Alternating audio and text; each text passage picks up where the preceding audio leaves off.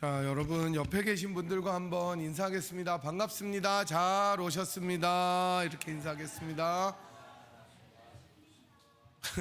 다시 한번 인사하겠습니다. 그리스도의 은혜와 지식에서 자라갑시다. 이렇게 인사하겠습니다. 그리스도의 은혜와 지식에서 자라갑시다. 네, 다들 잘 지내셨죠? 네, 이제 본격적인 겨울을 지나면서 날이 많이 추워졌는데 감기가 유행인데, 그때 문건사님도 한 3주 고생하셨다고 그러는데 저도 이제 3주 차로 접어드는 것 같은데 잘 안 떨어지네요. 감기로 고생하신 분들 조심하시고, 제가 이제 찾아보니까 이게 코비드 때 감기가 없었잖아요. 코비드 때문에. 그래서 감기에 대한 면역력이 떨어져서 감기가 안 떨어지는 거라고 하더라고요. 그래서 다른 바이러스들이 많이 생겨서 이전보다 더 심하다고 하는데, 어쨌든 건강에 유의하시기 바랍니다. 이번 주는 출타하신 분들이 굉장히 많습니다. 저 뒷자리는 완전히 뻥 뚫렸는데 여기하고 오늘 이제 최정복 권사님 이제 지금 캘리포니아 계시고 목요일 날 출타하셨고, 손녀 돌 때문에. 그리고 이제 정영만 집사님, 박매숙 권사님 오늘 새벽에 한국 7년인가 8년 만에 가시는 거래요.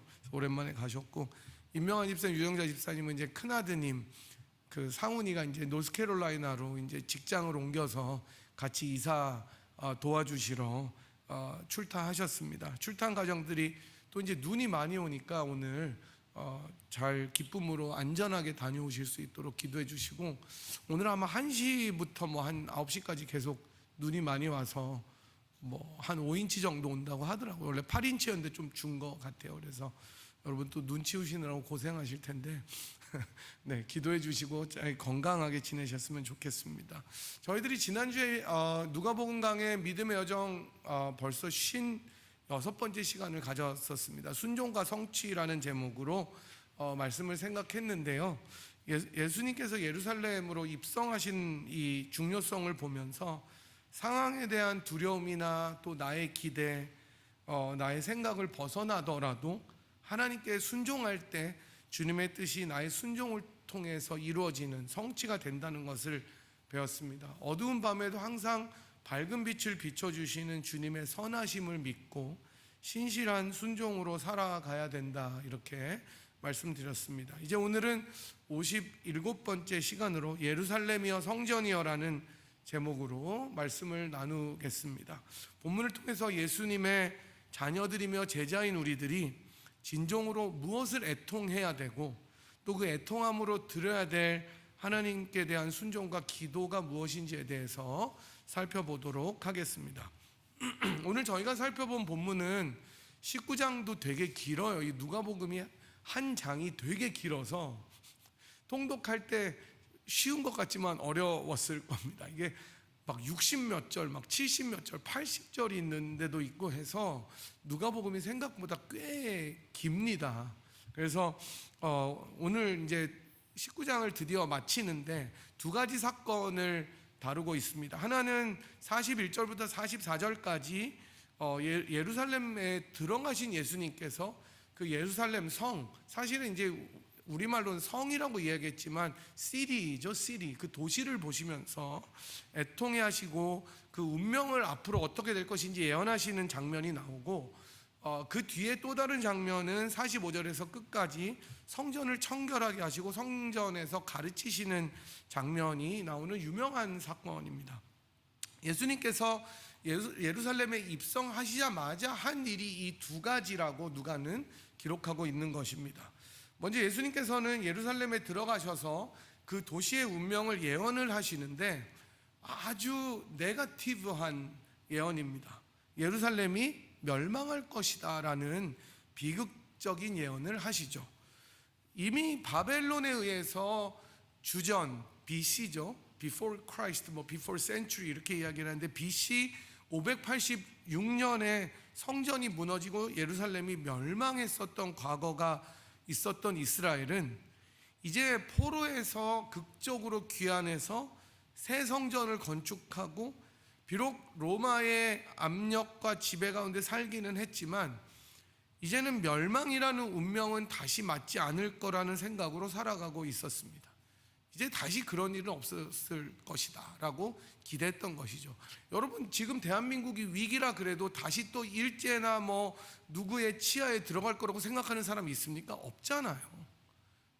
마찬가지로 이스라엘도 그랬습니다. 도리어 하나님께서 자기들을 회복하시는 날, 하나님께서 이스라엘을 찾아오셔서 방문하셔서 새롭게 하시는 이날에 모든 것이 진정한 평화와 화평과 영광으로 바뀔 것이라는 기대 속에 하루하루를 살아가고 있었습니다. 그게 소망이 있었던 거예요. 그래서 소망 속에서 주님께서 그 회복시킬 메시아를 보내주실 것이라는 기대를 가지고 살아가고 있었습니다.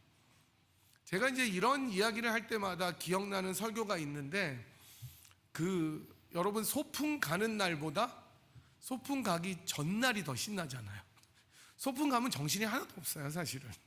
그죠? 소풍 가면 막 김밥 까먹고, 그죠? 막 음료수 먹고 애들이랑 놀고 장기 자랑하고 좋은데, 사실은 소풍 가기 전날이 왜 더 신나요? 기대가 있기 때문인 거잖아요. 기대가 있기 때문에. 여러분도 막상 여행 가면 마지막 날쯤 되면 어때요? 집이 최고죠. 집에 빨리 가고 싶잖아요. 근데 여행 가기 전에 신나잖아요. 마찬가지로 이스라엘 백성들도 그런 기대를 가지면 즐거워할 수밖에 없었던 것입니다. 하지만 이스라엘은 하나님께서 보내신 진정한 메시아였던 예수님을 받아들이지 못했었습니다. 이 예루살렘으로 대표되는 이스라엘은 본문에서 나오는 것처럼 두 가지를 몰랐기 때문에 큰 비극에 처해서 멸망할 것이라고 주님께서는 말씀하시고 계십니다. 그 하나는 44절에 나오는 것처럼 평화에 관한 일을 알지 못했다. 그리고 두 번째는 44절에 끝에 나오듯이 보살핌을 받는 날을 알지 못했다. 이 두 가지 때문에 멸망할 것이라고 주님께서는 말씀하십니다. 이 비극적인 운명은 평화에 관한 일을 몰랐고 하나님의 보살핌을 받는 날을 알지 못했기 때문이다라고 하는 것이죠. 먼저 평화에 관한 일이라는 것은 무엇을 말하겠습니까? 간단히 말하면 하나님과 화목하는 일을 뜻합니다.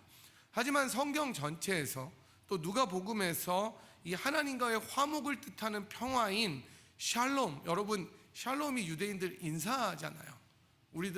한국 사람들은 뭐라고 인사해요? 안녕하세요 말고 밥 먹었어요. 얼마나 힘들게 살았으면 인사가 식사하셨어요? 밥 먹어요. 장로님도 가끔 저한테 전화 오시면 목사님 통화 괜찮으세요? 식사하셨어요? 그게 인사예요. 저도 장로님께 장로님 식사하셨어요? 그게 우리들의 다 인사인데 유대인들의 인사는 샬롬입니다. 샬롬. 평안합니까? 근데 이거는 1차적으로는 하나님과의 화목이지만 사실은 이 평화는 그 영적인 측면을 넘어서 물리적이고 사회적이고 모든 면에서 미치는 전체적인 통전적인 개념 샬롬입니다. 그래서 하나님의 샬롬은 그야말로 모든 것이 하나님과 화목되어서 완전해진 상태, 그러니까 창조했을 때가 샬롬이에요. 창조해서 죄가 없었던 그 상태가 샬롬입니다. 그래서 평안하고 어떤 것도 침범할 수 없는 자유와 기쁨이 있는 상태가 화평 평화입니다. 이 평화에 관한 일을 이 참 샬롬을 알도록 하나님께서 누구를 보내셨다는 거예요? 예수님을 보내셨는데 이스라엘은 예수님을 거부했습니다. 그래서 예수님께서는 너희들이 평화에 관한 일, 즉 나를 알았더라면 좋을 뻔하였거니와 지금 너희 눈에 숨겨졌다라고 말씀하십니다. 이스라엘은 자기들이 지금 어쩌면 누리고 있는 편안함과 안전함을 샬롬으로 여기고 있었을 수도 있었습니다. 하지만 그 샬롬은 진짜 샬롬이 아니고 그들의 눈을 가려버렸던 거짓 샬롬인 것이었고 참 샬롬인 예수님을 보도록 하지 못한 것이었습니다. 또 다른 하나님 보살핌을 받는 날이다라는 것도 구원에 관한 내용입니다.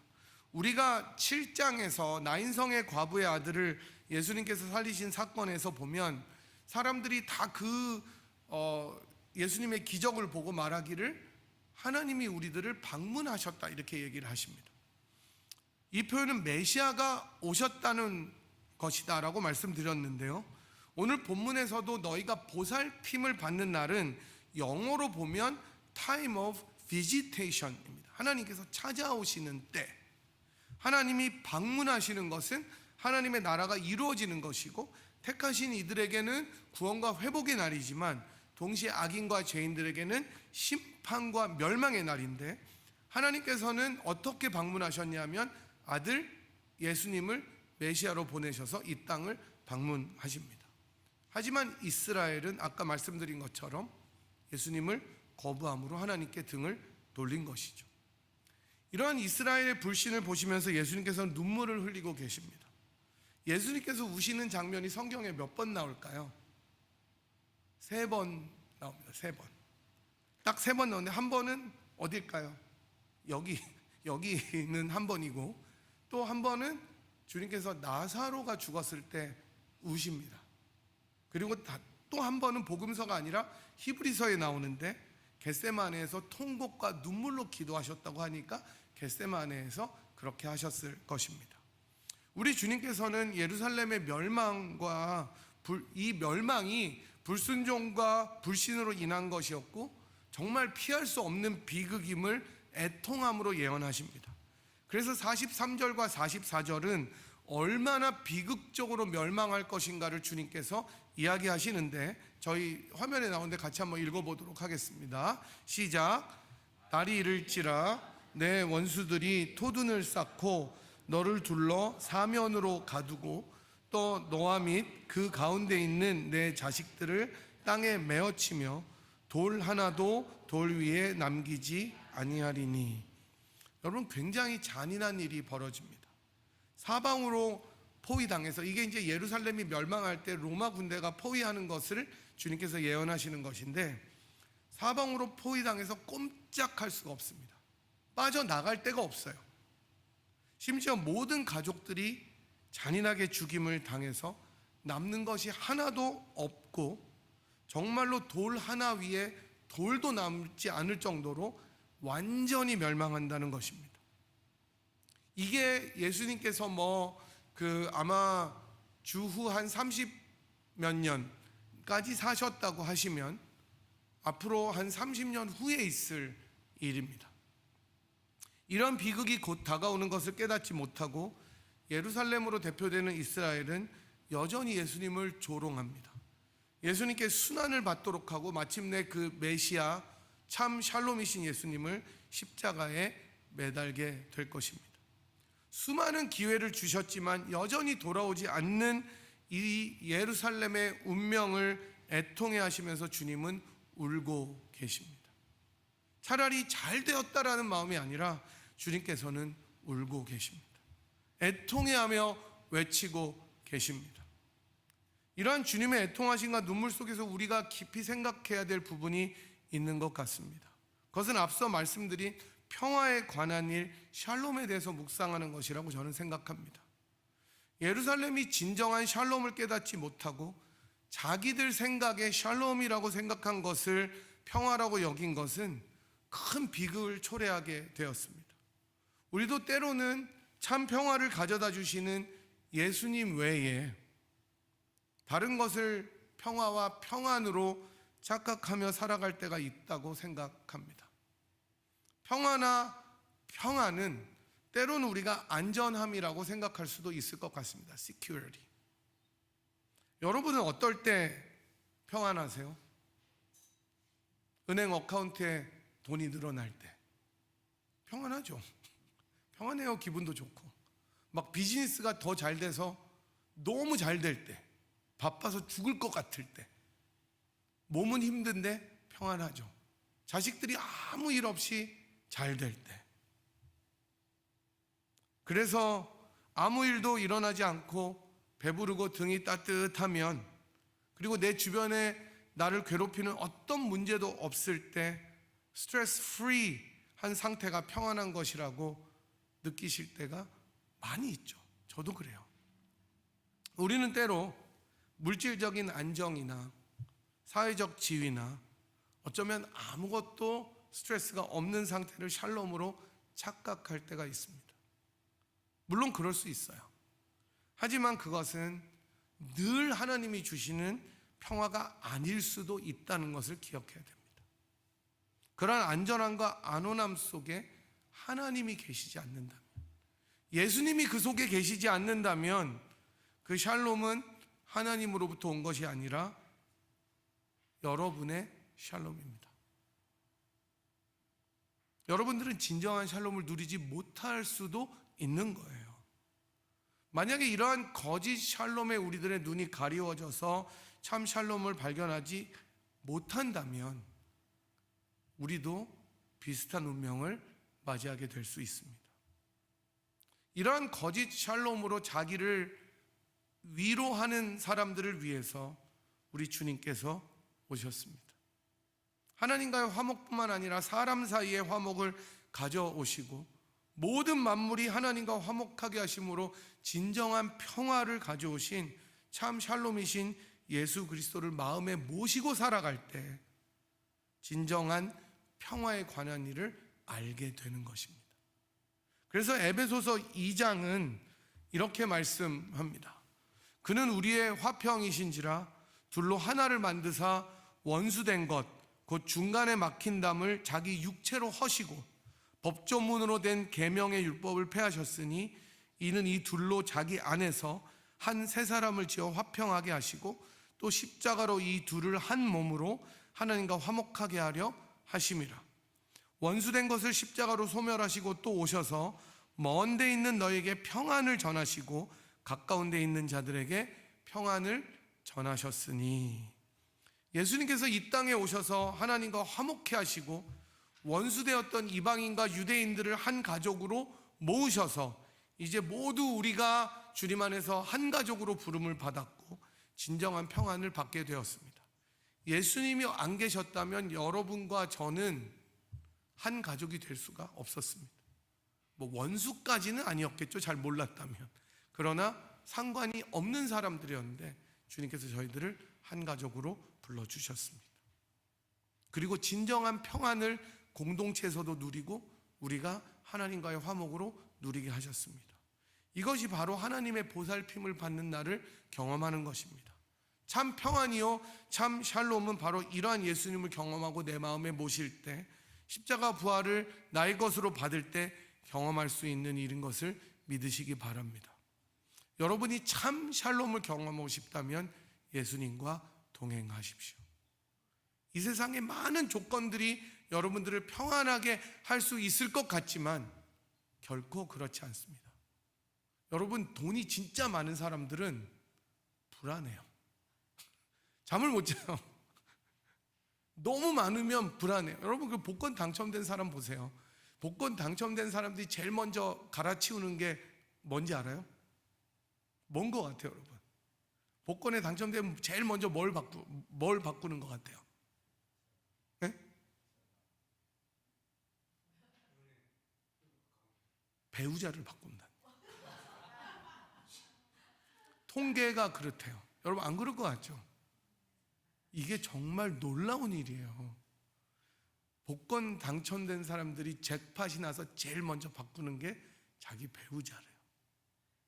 인간의 죄성이에요. 여러분, 서로 보시면서 나는 안 그럴 것 같다 그러지만 안 그럴 줄 믿습니다만 이게 저는 그 뉴스를 보면서 참 놀랍더라고요. 그러니까 할 말이 없는 거예요. 집도 바꾸고 뭐 다 바꾸겠죠. 그런데 제일 먼저 바꾸는 게 배우자더래요. 여러분, 샬롬은요 내가 가진 썸띵으로 얻는 게 아닙니다. 내가 편안하기 때문에 샬롬이 아닙니다. 내가 때로는 의심이 있더라도 불안할 수 있지만 주님과 함께 그 길을 가는 것이 샬롬임을 믿으시기 바랍니다. 저는 또한 우리가 우리 조국을 위해서도 이 주님의 애통함으로 기도해야 된다고 생각합니다. 정말 계속되는 이 혼란과 불의 속에 진정한 평화가 무엇인지 모른 채 서로 나누어져서 폭력과 정말 비방과 비난으로 가득한 이때에 가장 필요한 것이 주님께서 가져다 주시는 샬롬입니다. 우리 대한민국을 위해서 이 샬롬이 임하기를 기도해 주십시오. 이제 이 말씀을 마치신 예수님께서는 성전으로 들어가십니다. 성전으로 들어가셔서 이제 성전을 청결하게 하시는데, 주님께서는 성전에서 장사하는 사람들을 내쫓으십니다. 다른 복음서에 보면 주님께서 노끈으로 채찍을 만들어서 다 그냥 정말 완전히 그냥 클리어해 버리십니다. 이들을 내쫓으시면서 내 집은 기도하는 집이다라고 말씀하십니다. 사실 성전에서 그 장사하는 것 자체가 불법이거나 나쁜 일은 아니었습니다. 성전에는 늘 순례객들이 곳곳에서 왔기 때문에 팔레스타인뿐만 아니라 그 당시에 흩어져 있었잖아요. 그러니까 다 성전으로 순례자들이 나와서 예물을 드리고 제물을 드리고 제사하였습니다. 그렇기 때문에 이 장사하는 사람들이 꼭 필요했어요. 왜냐하면 지금처럼 뭘 싣고 와도 상할 수 있는데, 당시에는 뭐 낙타도 타고 뭐 나귀도 타고 말도 타고 걸어서 주로 오니까 먼 길 올 때 제물이 상하거나 죽기도 했기 때문에 여호와께 드리는 제물은 제일 좋은 걸로 드려야 되잖아요. 그렇기 때문에 정결한 곳으로 드려야 되기 때문에 사실은 굉장히 좋은 모티베이션에서 시작한 일이 성전에서 장사하는 거였어요. 성전의 뜰에서 밖에서. 하지만 문제는 이 배보다 배꼽이 더 커진 거예요. 성전이 본래 역할을 이것 때문에 상실한 거예요. 예수님께서 말씀하신 것처럼 성전은 하늘과 땅이 만나는 곳이었습니다. 기도하는 집이었습니다. 여호와께서 자신의 이름을 두고 거하신 곳이었습니다. 만유의 하나님이신 여호와 하나님께서 온 하늘과 우주가 당신의 것임에도 불구하고 자신을 낮추셔서 이 작은 곳에 그 영광스러운 이름을 두시고 자기의 백성들과 함께 하시겠다고 한 영광의 장소가 성전이었습니다. 그래서 성전에 들어간 사람들은 발은 내가 비록 땅에 딛고 있지만 하늘의 영광을 마음과 영혼에 담고 있었던 곳이 성전이었습니다. 그만큼 거룩하고 신성한 장소였습니다. 여러분, 우리가 교회 올 때 진짜 이런 걸 저는 느꼈으면 좋겠어요. 우리가 여기 앉아 있어서 땅에 있지만 우리들의 마음과 영혼은 정말 하나님을 만나는 그 곳. 저는 유대인들한테 그런 거를 좀 배워야 된다고 생각해요. 사실은 이 거룩함, 여호와의 임재 속으로 깊이 들어가서 주님을 만날 때 참 안식과 샬롬을 느껴야 되는 곳이 성전이었습니다. 저는 아직도 한국에서 제 모교회에 들어가면 그 교회의 고유한 향이 있었어요. 여러분도 아마 그 모교회에 들어가면 그런 느낌들을 받으실 때가 있을 텐데, 저는 그 교회가 이제 본당이 지하에 있었는데 그 들어가면 우리 교회만이 가지는 향이 있었어요. 그러면 거기서 기도를 하면 정말 마음이 편안해지고 정말 하나님의 은혜를 느끼던 그게 생각이 나요. 그리고 아마 여러분들이 지금 우리 분이엘 교회에 들어오면 이 분위기 속에서 그런 느낌들을 받았으면 저는 좋겠다고 생각합니다. 하지만 이러한 성전이 어느새 돛대기 시장같이 시끌벅적한 곳이 되어서 기능을 상실하고 여호와를 섬길 때 제사보다 제물이 더 중요하게 여겨지게 된 것이었습니다. 예수님 당시뿐만 아니라 솔로몬 성전이 서 있을 때에도 성전의 타락이 이미 심각했었습니다. 정말 올바르지 않은 제물을 드린 인간들도 있었고, 마음이 없이 무수한 제물로만 나오는 백성들을 향해서 선지자들은 하나님께 받은 경고를 외쳤습니다. 결국 하나님께서 거하시고 이름을 두시겠다고 말씀하셨던 성전이 회파되고 백성들은 패닉에 빠졌습니다. Where is my God? 이렇게 물어보게 된 거예요. 그래서 바벨론 포로에서 돌아와서 이제 두 번째 성전을 짓고 감격에 겨워서 하나님께 막 영광을 돌렸을 때 솔로몬의 성전을 보았던 사람들은 막 다 울었어요. 너무 성전이 이게 초라하니까. 근데 막 젊은 사람들은 성전을 못 봤으니까 기뻐하고, 그래서 울음소리가 뒤섞였다고 하잖아요. 그랬던 감격도 잠시 성전은 또 다른 타락의 양상을 겪게 됩니다. 제사장의 혈통인 사두개인들은 성전세를 독차지해서 부를 누리고 있었습니다. 모든 게 다 자기 거예요. 많은 사람들이 성전을 통해서 자기의 이득을 채우는 부패가 횡행했습니다. 성전의 참 주인이시고 원래 주인이신 주님께서 이런 성전을 보시며 분노하셔서 청결하게 하십니다. 저는 이 성전의 타락을 보면서 오늘날 교회의 모습을 생각해 보았습니다. 영혼을 구원하고 복음을 전하고 하나님 나라를 확장해야 되는 가장 기본적인 사명을 감당해야 되는 교회가 어느새 그 외의 다른 것들에 너무 힘을 기울이는 것을 보면서 마음이 아프더라고요. 그렇게 많은 재물이 있는데, 한국교회가 그렇게 많은 맨파워가 있는데, 인력이 있는데, 그렇게 좋은 시스템이 있는데, 주님의 몸인 교회를, 주님께서 피로 사신 이 교회를 도리어 수치스럽게, 영광스럽지 않고 수치스럽게 만들어가는 것을 보면서 주님의 마음을 바라보게 됩니다. 젊은이들이 교회를 안 다녀요. 교회 다닌다 그러면 요새는 그냥 이상한 사람 취급을 받습니다. 그리고 교회는 어느새 개토처럼 자기들만의 세계가 되어가고 있습니다. 아무도 안 하는 세습을 하고 아무도 안 하는 부정이 있고, 그리고 정말 모든 정의에 눈을 감아버리는 곳이 교회가 되어버렸습니다. 하나님께 드렸던 제사와 예배와 기도보다 장사가 더 중요했던 예루살렘 성전의 모습이 오늘날의 교회의 모습이 아닌지를 돌아봐야 할 것 같습니다. 그리고 이 성전에 있던 사람들은 성전의 참 주인이신 예수님께서 오셨는데도 깨닫지 못했습니다. 성전 역시 예루살렘처럼 거짓 샬롬에 가리워져서 주인의 보살핌을 받는 날을 깨닫지 못했습니다. 제가 듣기로 어떤 교회는 그 해의 목표가 다른 교회보다 잘 되는 거라는 것을 들었습니다. 정말 참담하더라고요. 우리 교회 올해의 목표는 저 교회보다 잘 되는 거. 너무나 가슴 아픈 일 아닙니까, 여러분? 우리가 무슨 서로 경쟁하는 게 아니잖아요. 저희가 그래서 기도회 때 필라에 있는 모든 교회들을 위해서 기도하잖아요.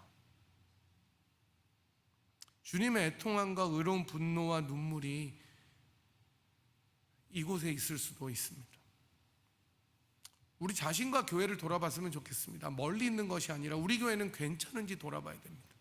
작든지 크든지 주님께서 자신의 몸과 피를 다 들여 사신 이 교회가 하나님의 사명을 얼마나 잘 감당하고 있는지, 그 교회를 바로 세우기 위해서 나는 어떻게 살아가고 있는지를 돌아봐야 됩니다. 여러분, 갈수록 교회에 대한 관심과 헌신과 기도가 없어져가는 시대에 저희들은 살고 있습니다. 사실 비판하기는 쉽죠. 지금 제가 말한 거 외에도 더 많이 말씀드릴 수 있어요. 너무 잘못한 것들이 많기 때문에 손가락질하고 지적하기는 쉽지만 우리 자신과 교회를 돌아보면 크게 할 말도 없을 수 있습니다. 교회 사명을 정말 다하고 있는지, 정말 교회를 교회답게 가꾸기 위해서 어떤 노력을 하고 어떤 기도를 하고 있는지 돌아봤으면 좋겠습니다. 그래서 교회다움을 방해하는 것들이 있다면 과감히 잘라버리고 개혁하는 것이 개혁주의입니다. 이러한 지혜를 주님께서 우리들에게 주셨으면 좋겠습니다.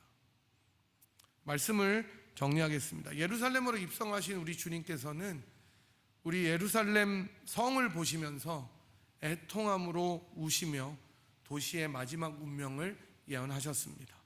예루살렘의 잘못은 진정한 샬롬이신 예수님을 보지 못하고 하나님의 방문 자체이신 그리스도를 영접하지 않은 것입니다. 자신들이 느끼고 자신들이 생각한 거짓 샬롬에 눈이 가려워져서 참 샬롬이신 예수님을 보지 못했습니다. 우리 역시 자기 자신을 돌아보면서 참 평화라고 생각했던 것들이 예수님 외에 있다면 주님 발 앞에 내려놓으십시오. 성전을 청결하게 하신 예수님을 보면서 우리 교회와 자신을 돌아봤으면 좋겠습니다. 교회가 교회다워지는 것, 교회의 진정한 사명이 무엇인지 기억하면서 주님의 지상명령에 순종해야 됩니다. 이것을 위해 우리 주님이 오셨습니다. 거짓 샬롬에 사로잡혀서 어두운 길을 걸어가던 우리들에게 십자가의 사랑으로 진리의 빛이 되어주셔서 참 평화를 주시고 하나님께 드리는 참 예배를 모르던 이들을 위해서 자신을 내어주셨습니다. 이 사랑과 은혜 가운데 오늘도 자신을 드리신 주님을 따라 우리도 하나님 앞에 우리를 드리며 기쁨으로 기쁨의 여정을 감당해야 하는 것입니다. 이번 한 주 살아가시면서 참 샬롬이신 예수님과 동행하시고 교회의 교회다움을 회복하도록 기도하시는 우리 모두가 되기를 주님의 이름으로 간절히 축복하고 소망합니다. 네, 이제 저희 함께 일어나셔서 주님 앞에 찬양하도록 하겠습니다. 찬송가 208장 저희들 내주의 나라와 찬양하실 텐데 우리 가사를 생각하시면서 특별히 우리 교회가 우리 교회의 사명을 잘 감당할 수 있는 교회 되게 하시고 정말 우리가 교회를 사랑하는 일들이 없어져가는 이 세대 가운데 주님의 그 나라와 주님의 성전을 사랑하는 저희들이 되게 하옵소서. 같이 찬양하겠습니다.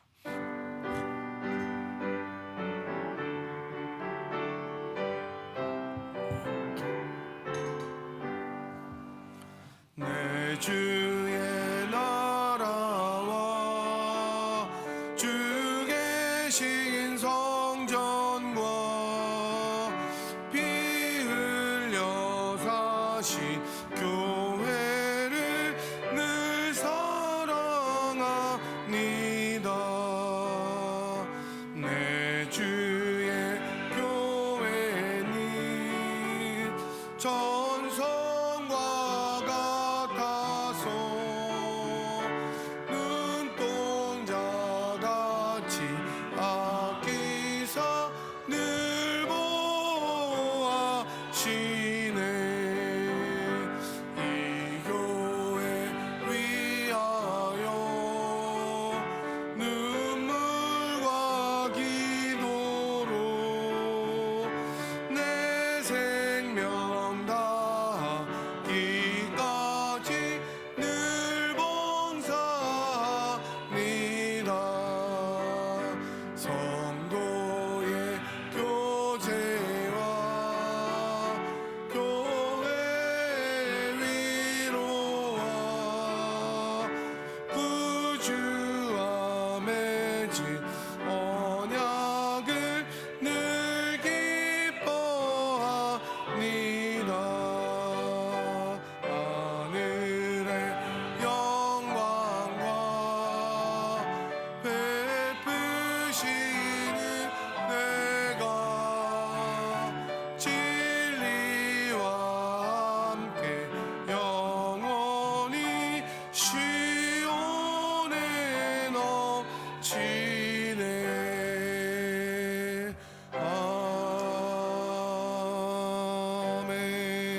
아멘. 시간에 들으신 말씀과 우리 부르신 찬양 생각하면서 주님 앞에 한번 결단하는 기도 드렸으면 좋겠습니다. 하나님, 우리가 들은 말씀처럼 참 샬롬이신 예수님을 우리 마음속에 늘 모시고 진정한 평화를 경험하게 하여 주시옵소서. 우리가 예수님 외에 다른 것을 우리들의 안전함이나 평화로 모시고 있었다면 과감하게 버리고 주발 앞에 내려놓고 주님만이 나의 샬롬임을 고백하는 인생 되게 하여 주시옵소서. 기도하시고 또 내 주의 나라와 몸 되신 이 교회를 우리가 정말로 최선을 다해 사랑할 수 있도록 주님을 사랑하는 마음으로 교회를 사랑하는 인생이 되게 하여 주시옵소서. 이 시간에 주님 한번 크게 부르고 주님 앞에 통성으로 기도하도록 하겠습니다. 주여!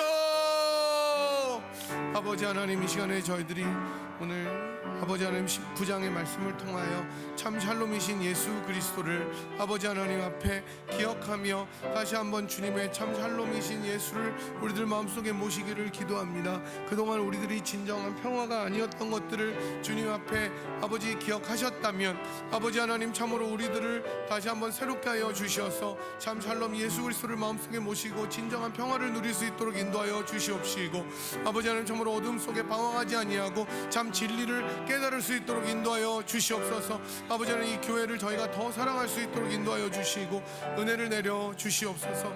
하나님께서 붙어주시기를 원하오니 주님이 축복하여 주시옵소서. 하나님 아버지께서 이 땅에 참 샬롬 예수 그리스도를 보내어 주셔서 거짓 샬롬으로 자기의 안위를 삼고 있던 저희들을 구속해 주시니 감사합니다. 그런 주님을 우리들의 인생의 참 주인과 참 평화로 모시고 이 땅을 살아갈 수 있는 분이엘의 성도들이 될 수 있도록 축복하여 주시옵시고, 그런 가정이 되게 인도하여 주시어서 참 평화가 없는 이 땅 가운데 주님의 참 샬롬을 살아감으로 많은 사람들이 우리들을 바라보며 예수 그리스도의 평안을 아버지 하나님 참으로 사모하고 돌아올 수 있도록 인도하여 주시기를 원합니다. 주님께서 피 흘려 세우신 주의 몸 되신 교회를 저희들이 아버지 하나님 참으로 참 교회할 수 있도록 인도하여 주시옵시고, 이 분이엘 교회에 성령으로 충만하게 주님께서 인도하여 주셔서 썩어지고 주님의 사명을 잘 감당할 수 있는 교회가 될 수 있도록 은혜를 더하여 주시며, 저희들이 주님의 나라와 교회를 더 깊이 사랑하는 사모하는 인생이 되게 인도하여 주셔서 주님 앞에 서는 날 주께 칭찬받고 잘하였도다 아버지 하나님 칭찬받음으로 큰 상급을 받아 누리는 저희들의 인생이 되도록 은총을 내려 주시옵소서. 지금은 우리들의 참 평화 참 샬롬이 되시는 우리 구주 예수 그리스도의 무한하신 은혜와 그 아들을 아끼지 아니하시고 우리를 위하여 기꺼이 내어주신 하나님의 극진하신 사랑하심과 성령 하나님의 위로교통 충만하심이 참 샬롬 예수 그리스도를 다시 한번 주인으로 모시고 마음속에 확증하며 그 샬롬을 나타내므로 이 땅에 많은 사람들에게 주님을 전하고 또 몸 되신 교회를 죽기까지 충성하며 사랑하기로 결단하고 돌아가는 이 자리에 함께한 주의 백성들 한 분 한 분 머리 위에와 또 사랑하는 분이엘 제단 위에 지금으로부터 영원토록 함께 하시기를 간절히 축원하옵나이다. 아멘.